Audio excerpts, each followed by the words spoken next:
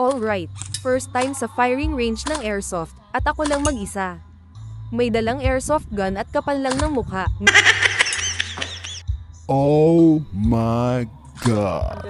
Ngayon, samahan niyo ako sa aking unang solo adventure sa mundo ng airsoft.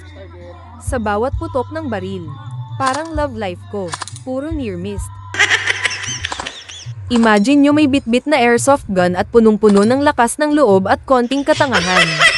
Kumbaga sa love life ko, always out of range pero sa bawat putok, may kasamang thrill at saya kasi sa huli, hindi naman yung panalo ang importante, kundi yung saya sa paglalaro, basta't may kwenta ang experience, kahit puro kapalpakan, sulit pa rin.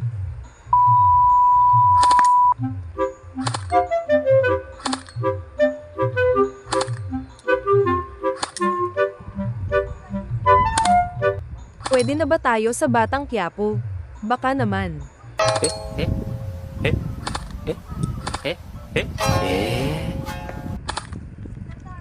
My strategy in airsoft is simple. Shoot first.